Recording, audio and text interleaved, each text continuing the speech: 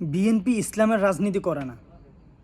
খালেদা জিয়ার একটা বক্তব্য উনি সরাসরি কথা বলছেন যে আমরা ইসলামের রাজনীতি করি না, আমরা চাই না যে দেশের মধ্যে ইসলামিক শাসন ব্যবস্থা প্রতিষ্ঠিত হোক।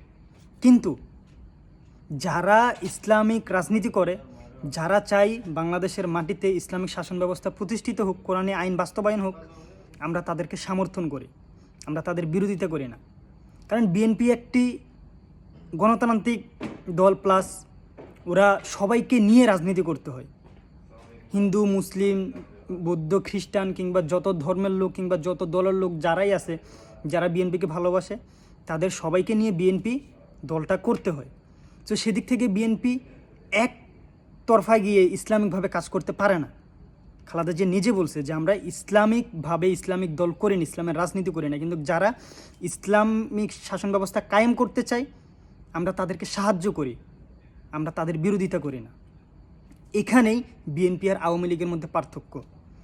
আমরা অনেকে বলি না যে বিএনপি আর আওয়ামী লীগের রাজনীতি এক, না, এটা কোনোদিনই এক না। আওয়ামী লীগ ছিল সম্পূর্ণরূপে ইসলাম বিদ্বেষী, সে ছিল ভারতের একটা এজেন্ট। কিন্তু বিএনপি ইসলামকে ভালোবাসে, সে ইসলামিক দলগুলোকে সাপোর্ট করে। সে আওয়ামী লীগের মতো দাড়ি টুপিওয়ালা মানুষ দেখলে মাত্র জঙ্গিবাদ, মৌলবাদ, রাজাকার এসবগুলো ট্যাগ লাগায়, তাদেরকে অ্যারেস্ট করে না, তাদেরকে হয়রানি করে না, তাদেরকে গুম করে না, খুন করে না, হত্যা করে না। এটাই হচ্ছে বিএনপি আর আওয়ামী লীগের মধ্যে পার্থক্য। আওয়ামী লীগ ছিল একটি ইসলাম বিদ্বেষী দল। আওয়ামী লীগের একেবারে উচ্চ থেকে উচ্চ এবং নিম্ন থেকে নিম্ন সবাই ভারতের দালালি করত, সবাই আওয়ামী লীগের গোলামি করত। কিন্তু বিএনপির এখন যারা আছে, শুধু জিয়া পরিবারটা ছাড়া, ওরা আওয়ামী লীগের পুনর্বাসন করতে চায়, ভারতের দালালি করে, ভারতের এজেন্ট। কিন্তু যিনি বিএনপির প্রতিষ্ঠাতা, সেই মেজর জিয়াউর রহমান থেকে শুরু করে খালেদা জিয়া, তারেক রহমান, ওনারা কিন্তু ভারতের কাছে বিক্রি হয়ে যায় না।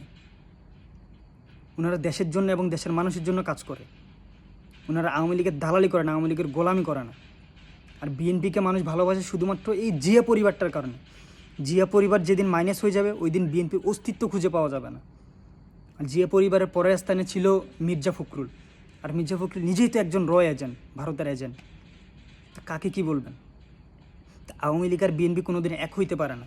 হ্যাঁ, ঠিক আছে, জিয়া পরিবার বাদ দিলে আওয়ামী লীগ আর বিএনপির মধ্যে কোনো পার্থক্য থাকে না। কিন্তু যতদিন জিয়া পরিবার আছে ততদিন বিএনপিকে সাপোর্ট করে যাব, সাপোর্ট করব দেশের জন্য, দেশের মানুষের জন্য।